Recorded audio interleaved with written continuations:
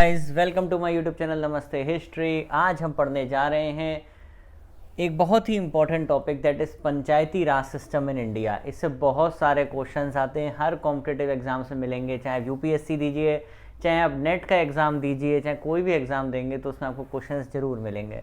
तो चलिए पंचायती राज सिस्टम से देखते हैं बहुत सारे क्वेश्चंस और पढ़ते हैं इस टॉपिक को।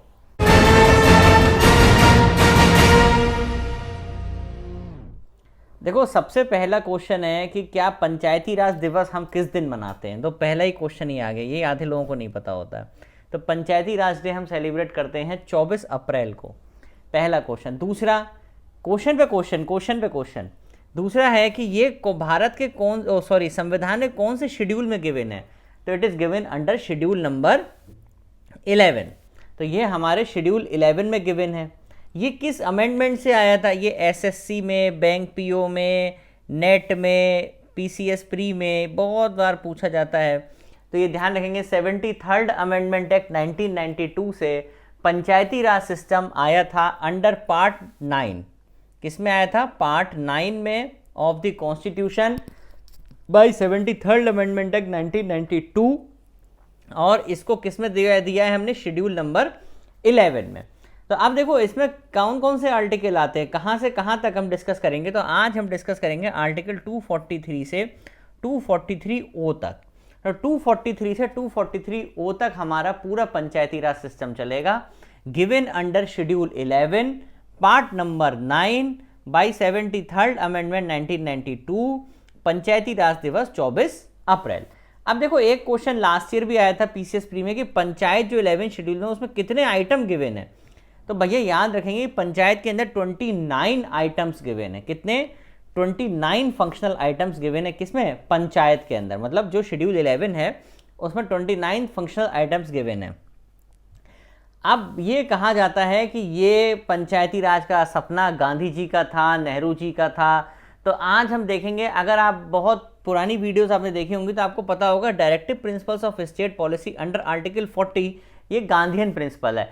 तो गांधीयन प्रिंसिपल में इस चीज़ को डिफाइन किया गया है कि पंचायती राज सिस्टम होना चाहिए, गांधी जी का सपना था। बहुत बार क्वेश्चन आया है कि कौन से आर्टिकल से पंचायती राज सिस्टम को लिया गया है। तो आर्टिकल नंबर है 40, और ये गांधीयन प्रिंसिपल है एक तरीके से, जिसमें बताया गया कि भारत में पंचायती राज सिस्टम होना चाहिए। ये बहुत ही इंपॉर्टेंट चीज़ है। आर्टिकल 40 याद रखेंगे भैया, ठीक है। और अगर लास्ट वीडियोस आपने देखी हो तो ये बताओ, नेशनल ग्रीन ट्रिब्यूनल किस आर्टिकल से लिया गया है फंडामेंटल राइट के? ठीक, कमेंट सेक्शन में बताओ। अब देखो, पंचायती राज को लाने के लिए इतना आसान चीज था नहीं कि गांधी जी ने बोला और आ गया।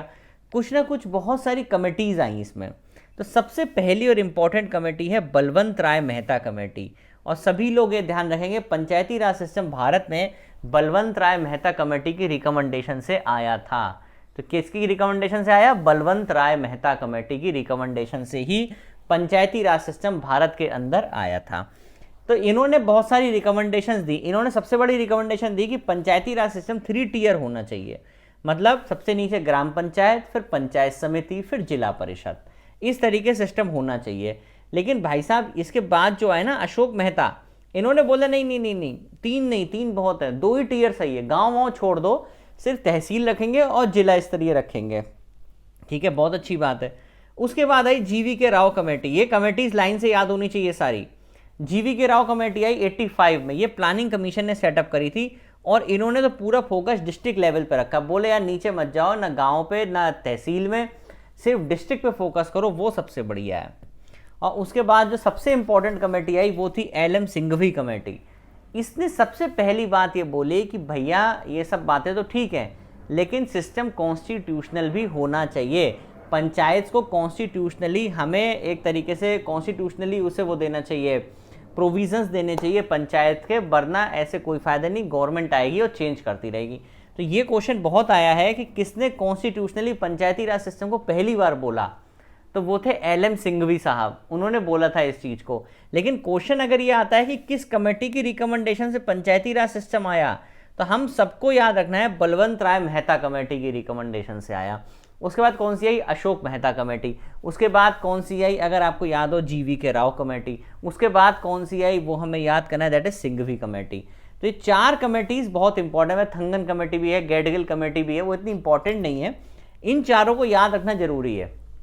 ठीक, तो बलवंत राय मेहता कमेटी की रिकमेंडेशन से आया, फिर उसके बाद अशोक मेहता है, जीवी के राव है और सिंघवी है। बस हमें याद रखना है कि किस कमेटी की रिकमेंडेशन से आया था, answer is Balwant Rai Mehta committee. ठीक, चलो अब आगे चलते हैं, आगे देखते हैं।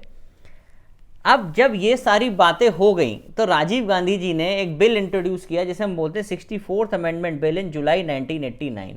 ये बिल लोकसभा में तो पास हो गया, लेकिन ये राज्यसभा में अटक गया। राज्यसभा में बिल पास ही नहीं हुआ। उन्होंने बोला कि इतना डिसेंट्रलाइजेशन अच्छा नहीं है, पंचायतों को इतनी पावर नहीं देनी चाहिए, ये चीज़ गलत है, इसलिए ये बिल राज्यसभा से पास नहीं हुआ। फिर 2 गवर्नमेंट नाम याद रखेंगे, एक वीपी सिंह और एक पीवी नरसिम्हा राव की गवर्नमेंट। वीपी सिंह गवर्नमेंट ने बोला कि अगर वो आएंगे तो पंचायती राज इंस्टीट्यूशन को बढ़ावा देंगे, पंचायती राज इंस्टीट्यूशन को आगे बढ़ाएंगे। पीवी नरसिम्हा राव गवर्नमेंट के टाइम पे ही वो ऐतिहासिक दिन था जब ये बिल पास हुआ और आया 73rd अमेंडमेंट एक्ट 1992, पंचायती राज, पार्ट नंबर 9, शेड्यूल नंबर 11, और उसमें कितने आइटम हैं, 29 फंक्शनल आइटम्स हैं, ये हमें याद रखना है। और किस प्रिंसिपल्स ऑफ स्टेट पॉलिसी से आया था, किस से आया था, तो हमें याद रखना है आर्टिकल नंबर 40 से आया था। तो ये सारी चीज़ें हमें आगे टिप्स पे होनी चाहिए जब हम पंचायती राज पढ़ते हैं। और प्लस हमें क्या याद रखना है कि 4 कमेटीज थी, जिसमें इंपॉर्टेंट कमेटी कौन सी है, अभी मैंने आप लोगों को बताया था। अगर आप देखो, बलवंत राय मेहता, बलवंत राय मेहता कमेटी की रिकमेंडेशन ही सबसे इंपॉर्टेंट रिकमेंडेशन थी पंचायती राज से रिलेटेड। ठीक है, तो इंपॉर्टेंट कमेटी भी है। उसके बाद अशोक मेहता आई, अशोक मेहता के बाद हमारी जीवी के आर राव कमेटी आई, और उसके बाद हमारी सिंघवी कमेटी आई। सिंघवी कमेटी ने बोला था कि हाँ, कॉन्स्टिट्यूशनल स्टेटस देना चाहिए। ठीक, यहाँ तक सबको याद हो गया। अब देखो आगे बढ़ते हैं। अब सबसे पहली बात, ही भारत में सबसे पहले पंचायत कहाँ लगाई गई, तो हमें याद रखना है राजस्थान। राजस्थान में सबसे पहली बार पंचायती राज सिस्टम आया था, और उसके बाद कहाँ आया, आंध्र प्रदेश में। तो सबसे पहले कहाँ आया था, राजस्थान में, उसके बाद कहाँ आया, आंध्र प्रदेश में। और राजस्थान में भी किस जिले में सबसे पहले आया, तो आंसर है नागौर। नागौर में सबसे पहले पंचायती राज सिस्टम आया था। तो यहां तक तो कहानी हो गई पंचायत का एक तरीके से इंट्रोडक्शन हम कह सकते हैं। अब थोड़ा सा दिमाग लगाने वाली चीजें हैं, और ये जैसा आप स्क्रीन पर देख रहे हो, क्या ये सारे आर्टिकल याद करने पड़ेंगे? भाई देखो, हाँ, सारे 243 से लेकर 243O तक हमें सब याद करना पड़ेगा। तो ये तो टिपिकल है। चलिए देखते हैं, आसानी से याद करेंगे। देखो 243 में तो डेफिनेशंस हैं। डेफिनेशंस देखेंगे सबसे पहले। डेफिनेशंस में कुछ भी नहीं है। डेफिनेशन मतलब डिस्ट्रिक्ट, मतलब क्या होता है, डिस्ट्रिक्ट। ग्राम सभा, देखो ग्राम सभा में दिक्कत होती है, लोग बहुत कंफ्यूज रहते हैं ग्राम सभा और ग्राम पंचायत में। तो भैया ध्यान रखो, ग्राम सभा में वो लोग होते हैं जो 18 साल के ऊपर होते हैं, और ग्राम पंचायत में वो पंचों को चुनते हैं, तो दैट इज ग्राम पंचायत। ठीक है, ये ध्यान रखना है। जितने भी लोग 18 साल से ऊपर के हैं वो सब ग्राम सभा के ऑटोमेटिकली मेंबर हैं, ये याद रखना है। फिर आता है इंटरमीडिएट लेवल, मतलब गांव और जिले के बीच में। देखो एक तो गांव हो गया, एक जिला हो गया, बीच में आती ना तहसीलें छोटी छोटी, तो वो इंटरमीडिएट लेवल हो गया। Panchayat means an institution by what ever name called self government under article 243B। अभी हम देखेंगे इसको। Panchayat means the territorial area of the panchayat. Population means the population in the last preceding census. इसमें हमने बेसिकली क्या बताया है कि कौन कौन सी डेफिनेशन, जैसे विलेज है, village means A village specified by the governor.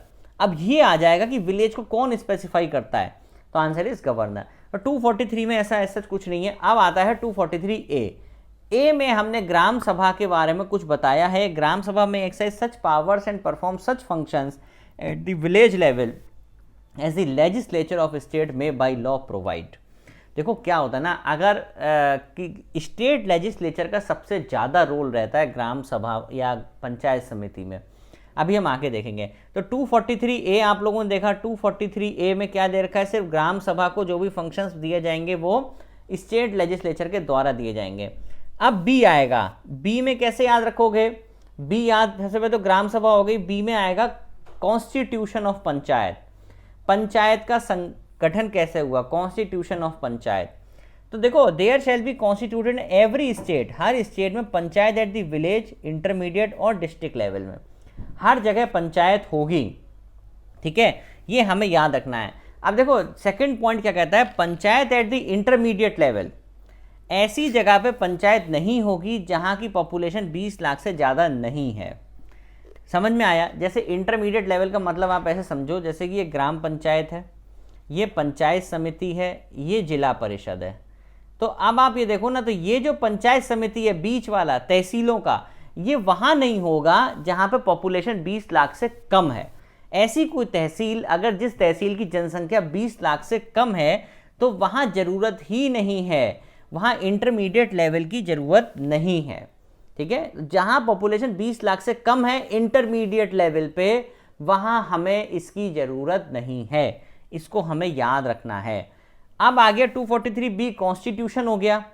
ठीक है, कॉन्स्टिट्यूशन के बाद आएगा आपका सीधे कंपोजिशन, वो मैंने इसलिए लिखा क्योंकि उससे क्वेश्चंस नहीं मिलेंगे आपको अक्सर। ठीक है, तो अब देखो यहाँ पे हमने क्या देखा था अभी, तो ग्राम सभा हो गया, याद करते चलना है, ग्राम सभा हो गया सबसे पहले, कॉन्स्टिट्यूशन ऑफ पंचायत हो गया। कॉन्स्टिट्यूशन ऑफ पंचायत में हमने सब देख लिया ना कि किस तरीके से वहाँ नहीं होगा। ये क्वेश्चन बहुत आता है कि कहाँ पे इंटरमीडिएट लेवल नहीं होगा, जहाँ पॉपुलेशन 20 लाख से कम होगी, वहाँ जरूरत ही नहीं है। ठीक है, कंपोजिशन और रिजर्वेशन है। फिर ई में आएंगे सीधे, ई में ड्यूरेशन ऑफ पंचायत है। देखो ड्यूरेशन ऑफ पंचायत में बहुत सारे क्वेश्चंस बनते हैं। पहला क्वेश्चन तो यही है कि पंचायत कितने साल के लिए होती है, 5 साल के लिए होती है। ठीक है, इतना सब लिखा है ना, इसको एक मिनट बता देता हूँ। पंचायत कितने साल के लिए होती है, 5 साल के लिए होती है। अब मान लो सपोज दैट कि 5 साल से पहले ही, मान लो चौथे साल पे ही पंचायत आपकी ख़त्म हो गई, जैसे चौथा साल था पंचायत आपकी भंग हो गई या ख़त्म हो गई, तो जो 1 साल के लिए टेम्पररी जो नई पंचायत आएगी वो 1 साल के लिए ही काम करेगी बस। अगर 1 साल का टाइम पीरियड पंचायतें ख़त्म होने में बचा है और पंचायत पहले ही ख़त्म हो गई ड्यू टू सम रीज़न, तो जो नई पंचायत आएगी वो अगले 1 साल के लिए ही काम करेगी बस। ये ध्यान रखना है। ठीक, इतना समझ में आया? अब इस 4 को ऐसा करते हैं, 4 को कर देते हैं 4.5। इसका क्या मतलब है? इसका मतलब ये है कि अब पंचायत ख़त्म होने में मान लो सिर्फ 6 महीने बचे थे। 2 क्लॉज हैं, एक तो 1 साल वाला। अगर पंचायत ख़त्म होने में 6 महीने बचे थे और पंचायत डिसॉल्व हो गई, तो भैया जो डिसॉल्व पंचायत है ना, उसी से कहो काम कर ले। आगे बात समझ में? अगर 6 महीने से कम का समय है और पंचायत डिसॉल्व हो गई, तो भाई डिसॉल्व हो गए ना, तब भी 6 महीने काम कर लो, कोई दिक्कत नहीं है। लेकिन अगर 6 महीने से ज़्यादा का समय है, मान लो 5 साल का टेन्योर होता है और 3 साल पंचायत चली और डिसॉल्व हो गई, तो अगले 2 साल के लिए जो इलेक्शन होगा तो उसमें जो पंचायत आएगी वो सिर्फ और सिर्फ 2 साल के लिए ही टेम्पररी रूप से काम करेगी। हाँ, अगर 6 महीने से कम का समय है, अगर 6 महीने से कम का समय है तो जो डिसॉल्व पंचायत है वो ही काम करेगी। ये इस स्लाइड में लिखा है बस। ठीक है, याद रहेगा ये चीज। तो 243 में ड्यूरेशन समझ में आया, ड्यूरेशन ऑफ पंचायत क्या होता है। अब 243F में चलते हैं, डिसक्वालिफिकेशन फॉर मेंबरशिप। देखो एक यहाँ पे भी क्या कहानी दे रखी, यहाँ ये बता रखा है कि जो स्टेट लेजिस्लेचर होता है ना, अगर जो बंदा MLA के इलेक्शन लड़ सकता है वो पंचायत के भी लड़ सकता है। ठीक है, लेकिन MLA के इलेक्शन लड़ने के लिए एज लिमिट क्या होती है, 25 ईयर्स ऑफ एज। लेकिन पंचायत का इलेक्शन लड़ने के लिए एज क्या होती है, 21 ईयर्स ऑफ एज।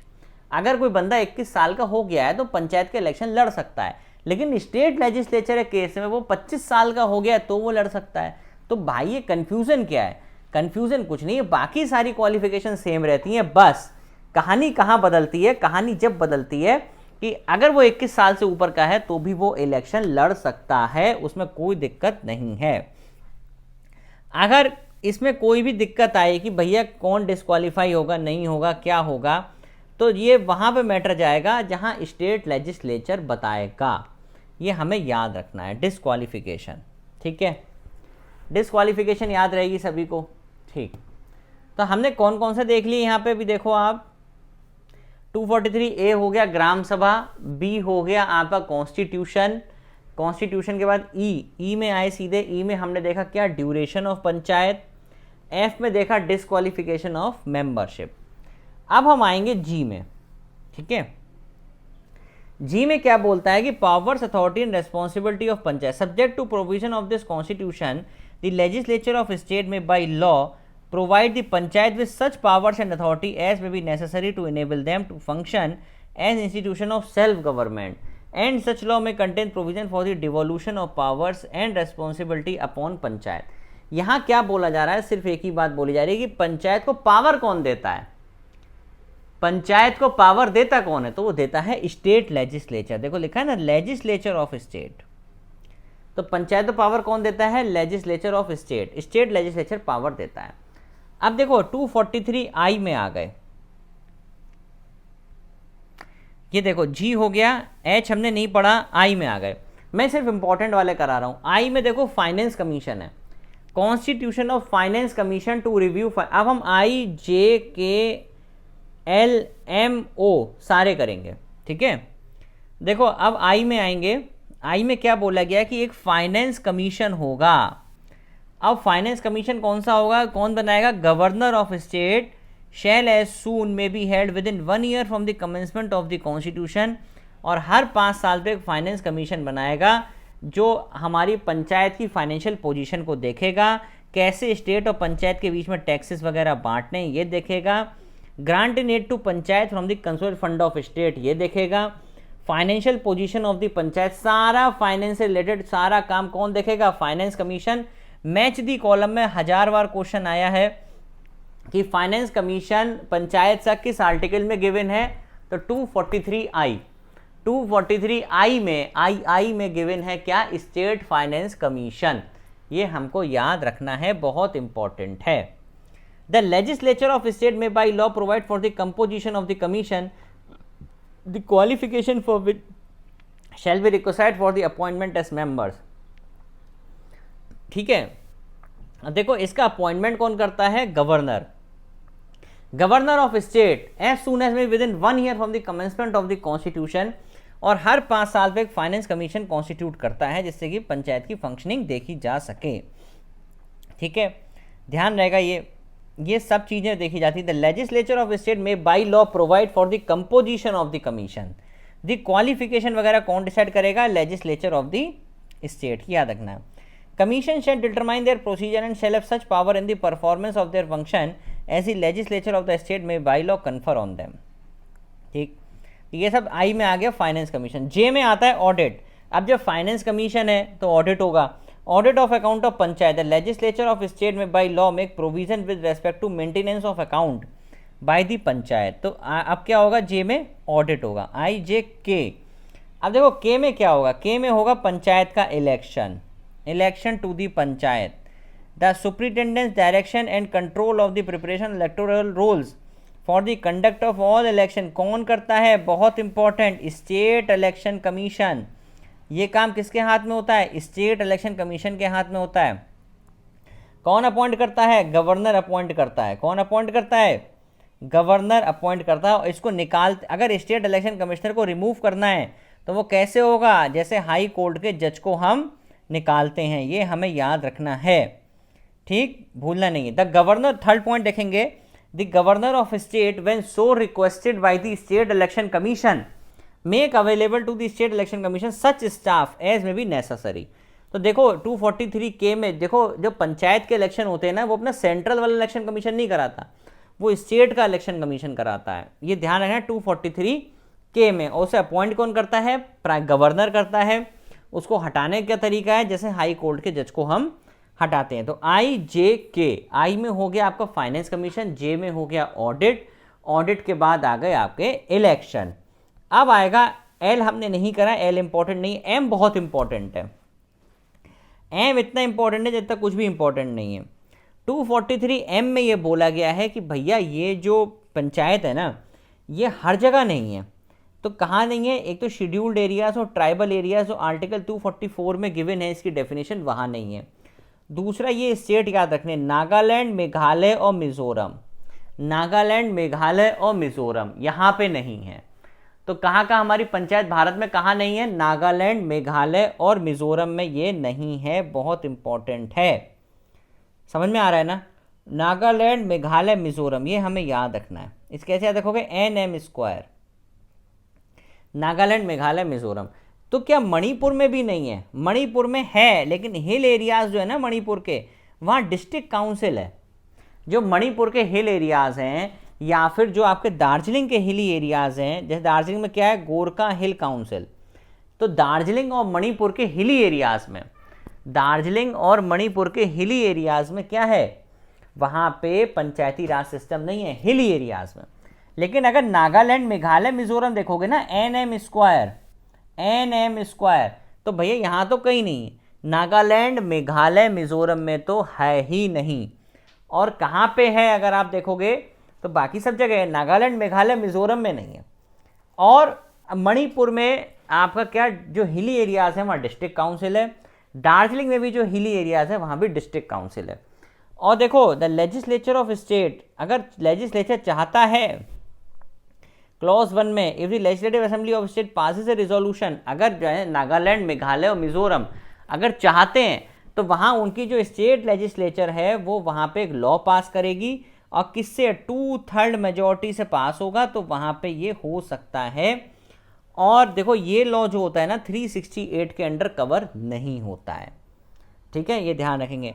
तो nothing is this part shall apply to Nagaland, Meghalaya, Mizoram, ये बहुत इंपॉर्टेंट है। नागालैंड, मेघालय और मिजोरम में नहीं है ये। नागालैंड, मेघालय, मिजोरम में पंचायतें नहीं हैं। और कहाँ नहीं है? मणिपुर में नहीं है और दार्जिलिंग में नहीं है। और मणिपुर में फिर क्या है, डिस्ट्रिक्ट काउंसिल है। और दार्जिलिंग में क्या है, दार्जिलिंग गोरखा हिल काउंसिल है।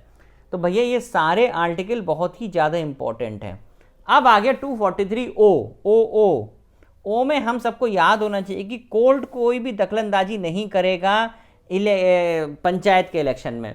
तो 243 ओ में बोला गया है कि कोर्ट कोई भी दखलंदाजी नहीं करेगा, किसमें, आपके इलेक्शन ऑफ द पंचायत में। देखो लिखा भी है 243 के, जो 243 के हमारा डील करता है ना इलेक्शन से, तो वहां पे ये दखलंदाजी बिल्कुल नहीं चलेगी, कोर्ट की दखलंदाजी नहीं होगा। No election to any panchayat shall be called in question. अगर आप इलेक्शन पिटीशन देंगे, और वो भी किसे देंगे, जो लेजिस्लेचर ऑफ स्टेट बताएगा उसे देंगे। अगर कोई डिस्प्यूट होता भी है तो आप एक पिटीशन तैयार करो, दो, लेकिन किसे दोगे, उसे दोगे जो इसे कौन बताएगा, लेजिस्लेचर ऑफ स्टेट बताएगा, हमें नहीं दोगे, मतलब कोर्ट को नहीं दोगे, ठीक है। भैया ये सारे आर्टिकल्स हैं, ये हमें याद करने पड़ेंगे सभी को, अगर पेपर निकालना है आप लोगों को अच्छे से, ठीक है। तो ये आप देख लो एक बार। तो 243 ए में हमने ग्राम सभा देखी। ग्राम सभा में सिर्फ हमने सिंपली एक चीज़ देखी है कि भाई जैसी पावर स्पेसिफाई करी जाएगी उसे कौन करेगा, स्टेट लेजिस्लेचर। बी में हमने देखा कॉन्स्टिट्यूशन ऑफ पंचायत सब जगह होगी, कहाँ नहीं होगी, जहाँ पे इंटरमीडिएट लेवल कहाँ नहीं होगा, जहाँ पे पॉपुलेशन 20 लाख से कम है, वहाँ इंटरमीडिएट लेवल की ज़रूरत नहीं है। देखो लास्ट लाइन लिखी है, panchayat at the intermediate level में नॉट बी कॉन्स्टिट्यूटेड, वहाँ नहीं होगी जहाँ पॉपुलेशन 20 लाख से कम होगी, वहाँ इंटरमीडिएट लेवल नहीं होगा, बीच वाला, ठीक है। 243 ए हो गया, बी हो गया, सी में कंपोजिशन है, वो सब देख लेना आप लोग, वो इंपॉर्टेंट नहीं है। डी में रिजर्वेशंस ऑफ सीट्स है, उसमें SC ST के लिए सीट्स रिजर्व्ड हैं, वो हम लोगों ने इंपॉर्टेंट नहीं है। ई में हम सब जानते हैं ड्यूरेशन ऑफ पंचायत बहुत इंपॉर्टेंट है। ड्यूरेशन में हमने एक ही चीज़ ध्यान रखनी कि अगर 1 साल से 6 महीने से ज़्यादा का टाइम बचा है और ये पंचायत डिसॉल्व हो गई, मान लो 1 साल बचे हैं और पंचायत डिसॉल्व हो गई, तो पूरे 1 साल के लिए टेम्पररी पंचायत आएगी। लेकिन अगर 6 महीने से कम का समय बचा है और पंचायत डिसॉल्व हो गई, तो वो जो डिसॉल्व पंचायत है ना वही काम कर लेगी, ये हमें याद रखना है। ड्यूरेशन का डिस्क्वालिफिकेशन में ध्यान रखना कि भैया मिनिमम यहाँ एज 21 साल है, 25 साल नहीं है, एज 21 साल ही है, 21 ईयर्स, ठीक है। एफ हो गया। जी में पावर्स अथॉरिटीज़ हैं। आई हमारा बहुत इंपॉर्टेंट है, जिसमें फाइनेंस कमीशन आता है। आई बहुत ज़्यादा इंपॉर्टेंट है, जिसमें हमारा क्या आता है, फाइनेंस कमीशन आता है, जो बहुत ही इंपॉर्टेंट है। कौन कौन उसे बनाता है, कैसे क्या होता है। जब फाइनेंस कमीशन होगा तो उसका ऑडिट भी होगा, ऑडिट होगा तो इलेक्शन होंगे, ये मैं याद करने का तरीका है। इलेक्शन होंगे, हम सबको पता है, ये ध्यान रखना भैया। इसके इलेक्शन स्टेट इलेक्शन कमीशन कराता है और इसको अपॉइंट कौन करता है, गवर्नर करता है। हटाते कैसे हैं, जज ऑफ हाई कोर्ट की तरह। IJK हो गया। एल में ये है कि हर यूनियन टेरिटरी में भी एप्लीकेबल है। एम क्या बोलता है कि कहाँ कहाँ नहीं एप्लीकेबल है, तो NM स्क्वायर याद रखना है, नागालैंड, मेघालय और मिजोरम, यहाँ नहीं है। मणिपुर भी आ सकता है ऑप्शन में, लेकिन मणिपुर और दार्जिलिंग के हिल एरियाज में नहीं है, मणिपुर और दार्जिलिंग के हिल एरियाज में नहीं है ये, ठीक है। और आ सकता है अगर वहाँ की स्टेट असेंबली चाहेगी 2/3 मेंबर प्रेजेंट एंड वोट करेंगे तो यहाँ पे आ सकता है, ठीक है। और ओ में हमने बोल दिया कि कोर्ट इंटरफियर नहीं करेगा किसी भी एंगल से पंचायत के सिस्टम में। ये बहुत ही इंपॉर्टेंट टॉपिक है, पंचायती राज system in India. I hope video पसंद आई होगी। Do like, share and subscribe my channel and thank you very much.